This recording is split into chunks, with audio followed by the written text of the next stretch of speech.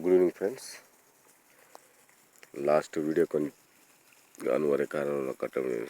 Okay friends, ఈ వీడియోలో మనం మిగతా కంటిన్యూ చేసుకుందాం.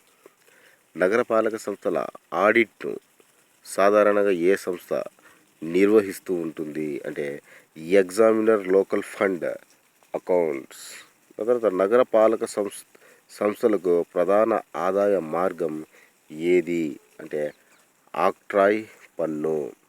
ప్రారంభంలో నగరాభివృద్ధి మంత్రిత్వ శాఖ ఏ శాఖ పరిధిలో పనిచేసేది అంటే ఆరోగ్య మంత్రిత్వ శాఖ. నగరపాలక సంస్థలకు సంబంధించి ప్రత్యేక సిబ్బంది విధానము ఏ ఏ రాష్ట్రాల్లో అమల్లో ఉంది అంటే 2 అంటే పశ్చిమ బెంగాల్, గుజరాత్ రాష్ట్రాల్లో.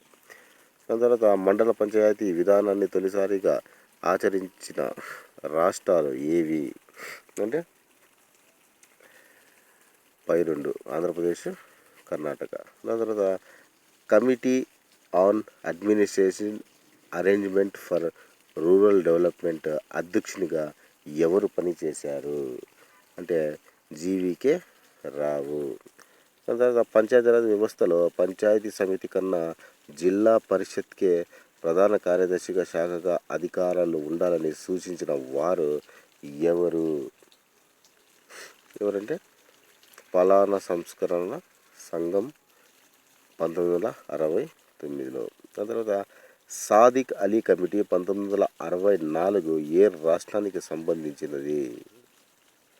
ఏ రాష్ట్రానికి సంబంధించిందంటే రాజస్థాన్. తర్వాత రాజస్థాన్కు సంబంధించిన గిర్ధర్ లాల్ వ్యాస్ కమిటీ తన నివేదికను ఏ సంవత్సరంలో సమర్పించింది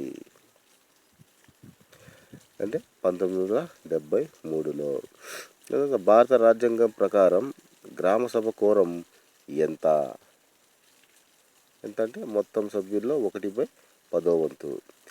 దాని తర్వాత 73వ రాజ్యాంగ సవరణ చట్టం ప్రకారం ప్రతి పంచాయతీలోనూ ఎన్ని సీట్లను మహిళల కోసం రిజర్వ్ చేయాలి అంటే మొత్తం సీట్లలో 1/3 సీట్లు రిజర్వ్ చేయాలి.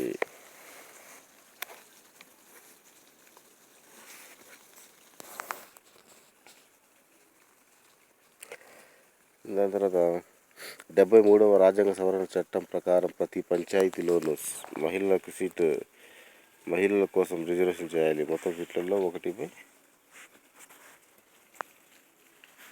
సారీ ఫ్రెండ్స్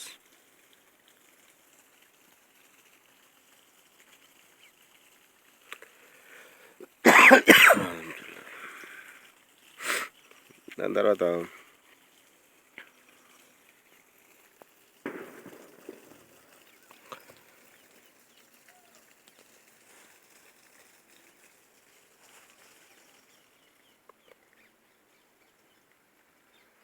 పంచాయతీ కనీసం ఎన్ని రోజులకు ఒకసారి సమావేశం అవుతుందని భావిస్తున్నారు? ఎన్నిసార్లు అంటే 15 రోజులకు ఒకసారి.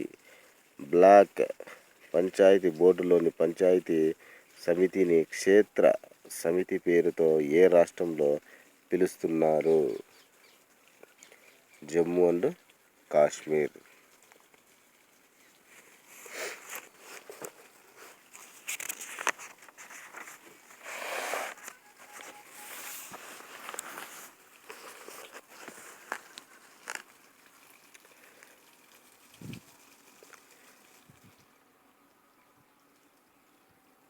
జిల్లా పరిషత్ను మహాకామ పరిషత్ పేరుతో ఏ రాష్ట్రంలో పిలుస్తారు? ఏ రాష్ట్రంలో పిలుస్తారంటే అస్సాం. తమిళనాడులో జిల్లా పరిషత్ను ఏ పేరుతో పిలుస్తారు? District development council. ఆంధ్రప్రదేశ్లో జిల్లా పరిషత్ను ఏ పేరుతో పిలుస్తారు? జిల్లా ప్రజా పరిషత్. ఎం సంఘవి కమిటీ ప్రధానంగా దేని గురించి నొక్కి చెప్పింది అంటే జిల్లా ప్రణాళిక. డిస్ట్రిక్ట్ డెవలప్మెంట్ ఆఫీసర్ తన విధి నిర్వహణలో జిల్లా ప్రముఖ నాయకత్వంలో పని చేయాలని సూచించిన వారు ఎవరు? పాలనా సంస్కరణ సంఘం. తర్వాత ఏ రాష్ట్రంలో జిల్లా కలెక్టర్తో సంబంధం లేకుండా ఒక ప్రత్యేక ఐఏఎస్ అధికారి జిల్లా అభివృద్ధి అధికారిగా పనిచేస్తున్నారు? గుజరాత్. డిస్ట్రిక్ట్ పంచాయతీగా ఏ రాష్ట్రంలో జిల్లా పరిషత్ను పిలుస్తారు? గుజరాత్. ఏ రాష్ట్రంలో ప్రతి జిల్లా పరిషత్ను ప్రత్యేకంగా ఒక నూతన డిస్ట్రిక్ట్ టెక్నికల్ సర్వీసు ప్రారంభించారు? మహారాష్ట్ర. పంచాయత్ రాజ్ ఆర్థిక వనరులకు సంబంధించి సంతానం కమిటీ ఏ సంవత్సరంలో నివేదికను సమర్పించింది? 1963. Political dynamics of panchayat raj గ్రంథకర్త ఎవరు? P C. Mathur. Democratic decentralisation in India గ్రంథకర్త ఎవరు? పితా సీతా మిశ్రా. దాని తర్వాత రెస్పాన్సివ్ అడ్మినిస్ట్రేషన్ గ్రంథకర్త ఎవరు? మోహిత్ భట్టాచార్య. దాని తర్వాత pattern of panchayat Raj in India గ్రంథకర్త ఎవరు? జి. రామిరెడ్డి. పంచాయత్ రాజ్ సంస్థలకు సంబంధించిన పివి నాయక్ నివేదికపై ఏ రాష్ట్రం ప్రధానంగా ఆధారపడింది? మహారాష్ట్ర. పంచాయత్ రాజ్ సంస్థకు సంబంధించి ఆర్యు పరేఖ్ నివేదికపై ఏ రాష్ట్రం ప్రధానంగా ఆధారపడింది?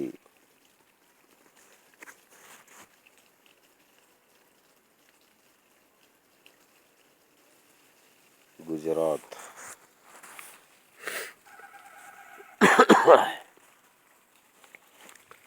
దాని తర్వాత panchayat raj a study of rural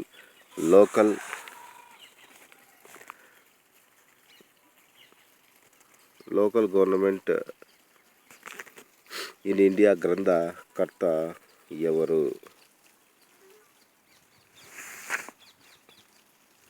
ఎవరంటే కొంచెం Henry Maddick. Local government in India గ్రంథకర్త ఎవరు? S R Maheshwari. Perspective in administrative diary గ్రంథకర్త ఎవరు? రమేష్ కె అరోరా. గ్రాస్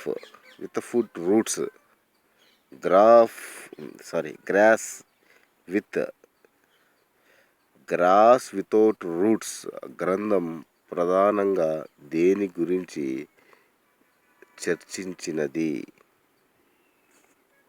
అంటే పంచాయతీరాజ్ సంస్థల విధుల సమస్య గురించి, పంచాయతీరాజ్ సంస్థల రాజ్యాంగ భద్రత గురించి, పంచాయతీరాజ్ సంస్థల వివిధ సమస్యల గురించి. అంటే పైవన్నీ.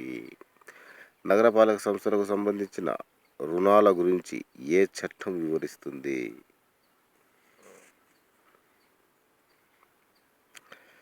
Local authorities loans act 1914.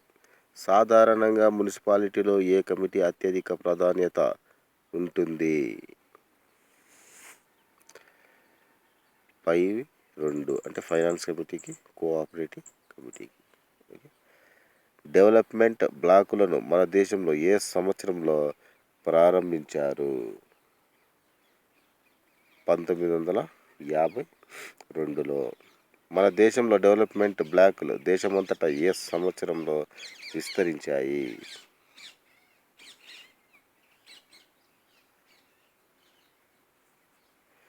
1963. 74వ రాజ్యాంగ సవరణ చట్టం ప్రకారం ఒక రాష్ట్రంలో వేర్వేరు నగరపాలక సంస్థల నిర్ణయించే అధికారం ఎవరిది? గవర్నర్. 74వ రాజ్యాంగ సవరణ చట్టం అమల్లోనికి వచ్చిన తర్వాత ఎంత కాలంలోగా రాష్ట్ర ఆర్థిక సంఘానికి ఏర్పాటు చేయాలని నిర్దేశించారు? 5 సంవత్సరాలు. తర్వాత పంచాయతీలను చిన్న గణతంత్ర రాజ్యాలుగా అభివర్ణించిందెవరు? ఎవరంటే చార్లెస్ మెట్కాఫ్. సామాజిక అభివృద్ధి పథకం ముఖ్య లక్ష్యం ఏది? జయప్రకాష్.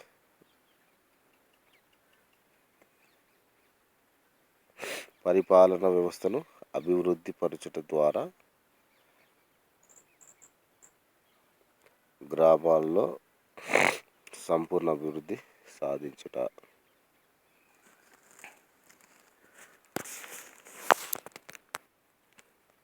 అందువలన సామాజిక అభివృద్ధి పథకం జాతీయ విస్తరణ సేవా పథకాల పనితీరుపై నియమించిన కమిటీ ఏది? బల్వంతరాయ్ మెహతా కమిటీ. బల్వంతరాయ్ మెహతా కమిటీ ఎవరు ఏర్పాటు చేశారు? ప్రణాళికలలో ప్రాజెక్టులకు సంబంధించిన కమిటీ. గ్రామ పంచాయతీ సభ్యుల సంఖ్య ఎలా నిర్ధారిస్తారు? జనాభాను బట్టి. కింది వానిలో గ్రామ పంచాయతీ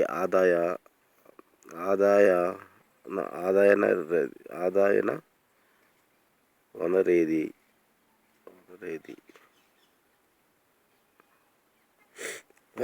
ఏంటంటే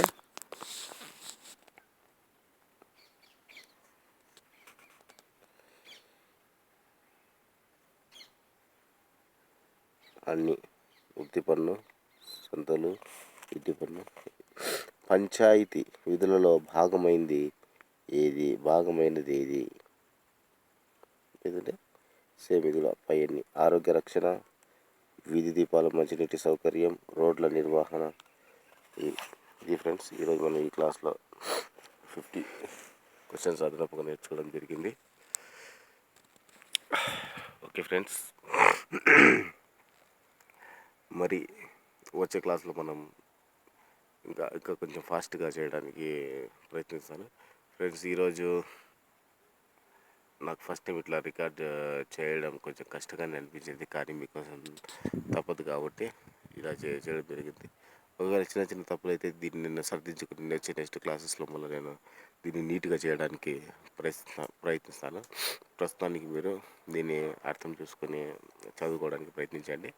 ఓకే ఫ్రెండ్స్, ఈ వీడియోకి మీకు నచ్చినట్లయితే లైక్ చేసి షేర్ చేయండి, నచ్చకపోతే కామెంట్ చెప్పండి. నా క్లాసెస్ అప్డేట్స్ అన్నీ మీకు మెయిల్ కానీ మీ నోటిఫికేషన్ పొందాలనుకుంటే ఖచ్చితంగా మీరు నా ఛానల్ని సబ్స్క్రైబ్ చేసుకోండి. Okay friends, thank you very much.